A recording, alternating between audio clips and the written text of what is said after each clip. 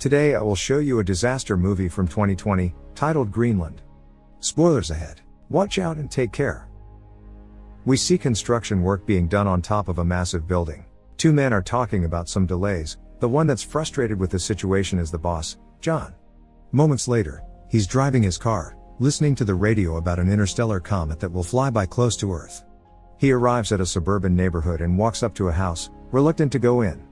He enters a room where a woman is seen on a treadmill. That's Ally, his wife. They have an awkward conversation surrounding their child, Nathan, and his upcoming birthday party. The son arrives and is excited to see him. They go to his room and talk about a drawing he made of the coming comet, named Clark. As they're laying on the bed, it's revealed that the boy is a diabetic. They talk about John's separation from his mom. Later, the three of them are in a living room listening to the news about the comet. The interstellar body is moving fast toward Earth and is made up of many pieces of ice trailing behind it. That night, he's seen moving back in the house, taking a guest room. The next morning, a dad is listening to the news about the comet again. They're saying that pieces of the comet will fall on Earth, but that there's no reason to worry. While he's cleaning the grill for the upcoming party, Ally walks in and tells him that he needs to go to the store to pick up a few things. He takes his son with him, and while still at the parking lot, everyone is looking up at the sky. They see the comet approaching. Inside the store, as they are shopping, John gets a presidential alert on his phone and then an automated call. No one else in the store is getting the same alert. He is informed that him, along with his wife and his son, are chosen for emergency shelter relocation. The same alert is shown in the house TV, but Ally doesn't see it. John quickly leaves the store with his son. As they're driving home, he sees military vehicles and planes going the other way. When they arrive home, the people have already gathered for the party. John goes to talk to Ally in the kitchen and asks her if she got the same alert. She dismisses him, thinking it's just a test, but he tells her about the military he saw on the way, suspicious about what's happening with the comet. Both of them come back to the living room, where everyone is watching the news, expecting to see a part of the comet hitting the Atlantic Ocean. No one is worried as an image of the fragment is shown on the TV screen and the kids start counting down. When they reach to one, waiting to see the splash in the ocean, nothing happens for a moment. There's a little earthquake and John walks out of the house. He sees a flock of birds flying away, when suddenly a massive shockwave hits him over, felt inside the house as well. He comes back in and everyone is scared, still listening to the news. The newscaster announces that the piece has impacted a city in Florida with a shockwave that was felt for thousands of miles. The city was completely destroyed.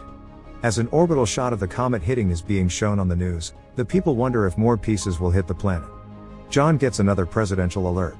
The call plays on both his phone and the TV, so everyone can see what the message says. None of the others are getting the same message, which states that John can't take anyone else to the shelter, except his family. He gets a security code to enter the plane on his phone. The others leave in a panic. John and Ally are packing, worried if they'll have enough insulin for the boy. The child asks about his grandpa. Ally is preparing food and listening to the terrifying news, as John goes to get Nathan, who says that the sky is on fire. Pulling out of the driveway, they see that none of their friends got the same call. One of them tells the family that the news is reporting that a huge piece of the comet, called Planet Killer, will hit the Earth in 2 days. As they are leaving, another neighbor runs to them, begging to take their daughter. John refuses and they drive off, arguing in the car that even if they did take her, she might have been turned away at the airbase. Later, as they are driving, people are seen already looting the stores. Suddenly, they drive up to a massive traffic jam on the highway and John goes the other way, taking a side road. They're listening to the news on the radio, saying that there have been more impacts than others are expected, which might take out entire cities or even cause an extinction-level event. They arrive at the airbase, being guarded by the military. People are gathered around the doors because they're not being allowed in. The family pushes through the crowd and is allowed entrance with the barcode they received. Once inside, they are given wristbands for personal identification and are told to move all their things into one smaller bag. Suddenly, they realize the insulin for Nathan is gone and John goes to take it from the car.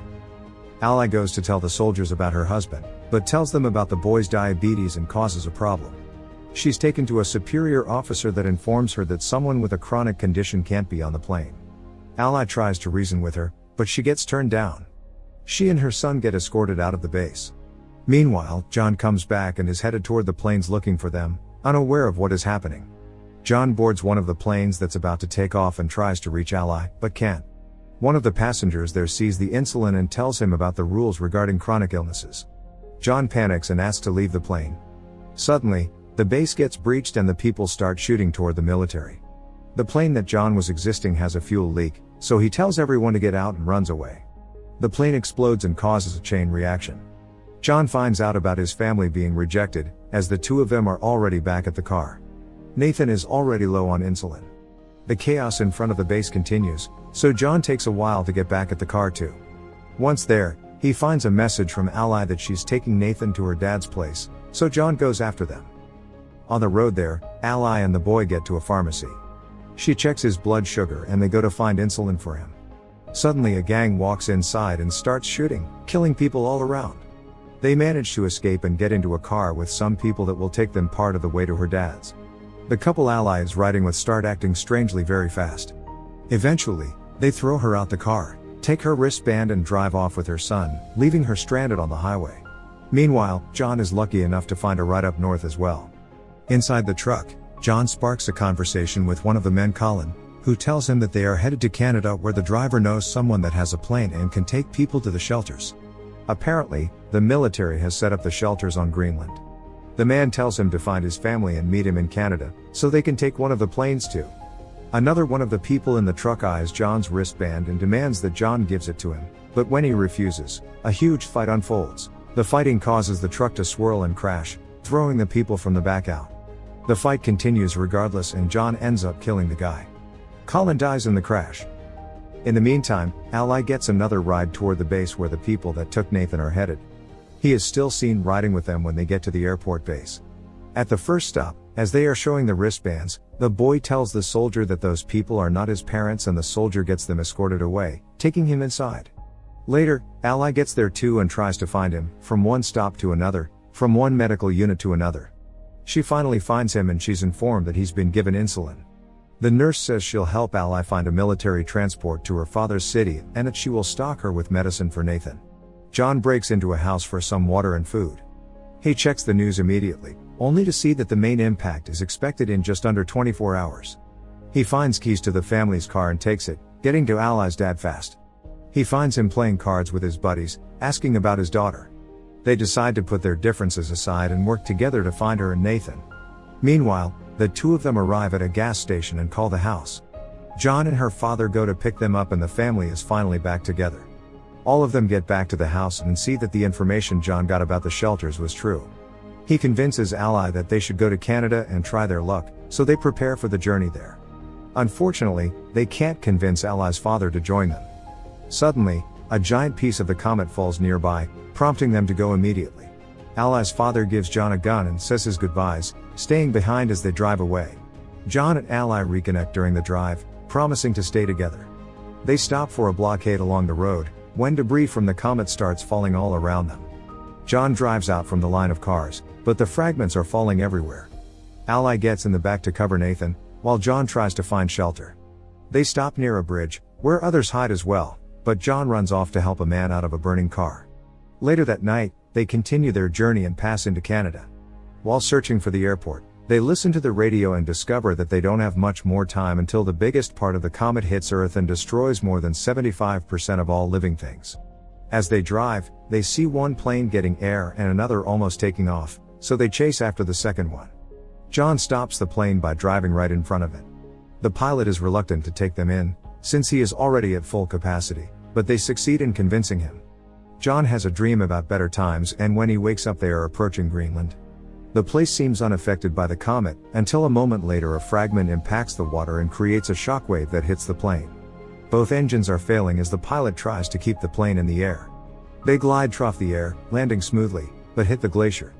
The pilots are pinned on impact, but John isn't able to help them.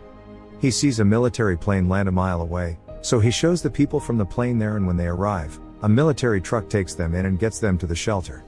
As they are going inside, the planet killer hits. The impact will reach them in a matter of minutes and the people are still getting deeper inside the shelter.